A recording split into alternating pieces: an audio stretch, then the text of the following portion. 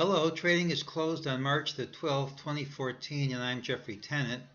Let's talk about today's stock market. Yesterday there was a target of 1871.30. I said there was an increased risk of failure, but I thought it would print unless we gapped under the day's low. Well, we gapped under the day's low. It hasn't printed yet, so it did fail. Its equivalent price has already printed in the futures market tonight.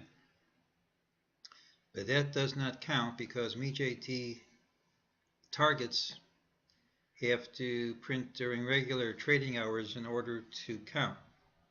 So far as I'm saying this, there was resistance pretty much at the mejt resistance area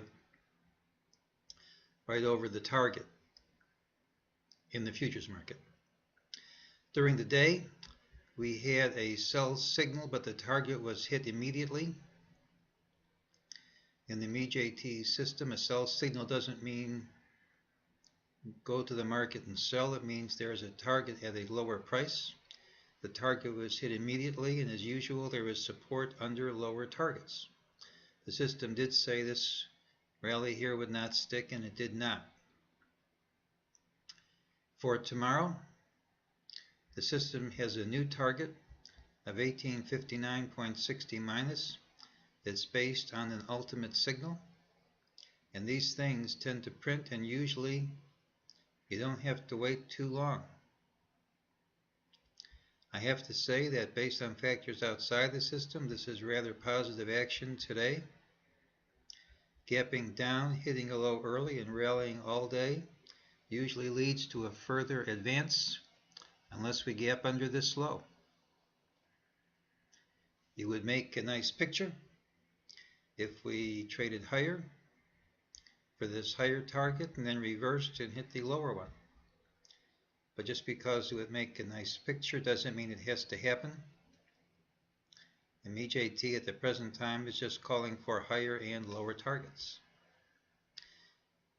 Let's look at the general picture based on things outside the system. At New Year's Eve, I thought we had a reasonable chance for a high. We did get a sell-off, but it didn't stick. I thought last week we had another possible high based on factors outside the system. So far it's held, but this sure doesn't look like an impulsive move down to me. If you look, we've never been able to hold and close under the prior day's low, and despite gapping down, we couldn't even close under the day before the prior day's low. Usually this leads to higher prices. If we look at sentiment indicators, we can see that the put to call ratio is at its upper Bollinger Band. That shows a lot of people want to own puts. It's true for the equity options only put call ratio. If you look at the Nasdaq McClellan oscillator, it's under its lower Bollinger Band. That's here. Usually that's seen around market lows. And if you look at the VIX, it hit its upper band and then reversed, and that's usually seen at market lows as well.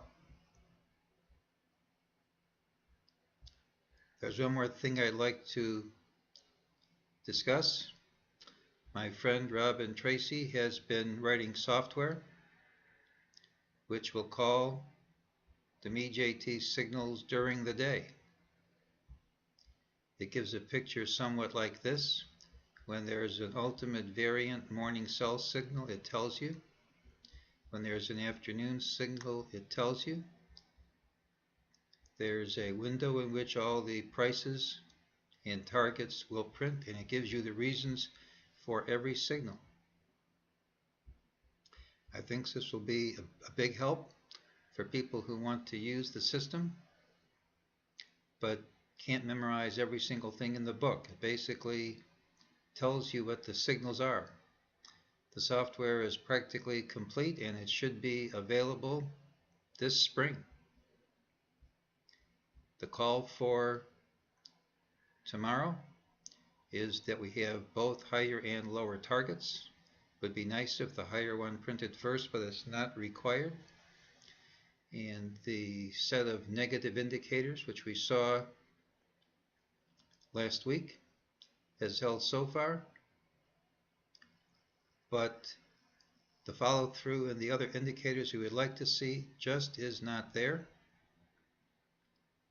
And I do have a target over the all-time high based on factors outside the system, and that's today's call.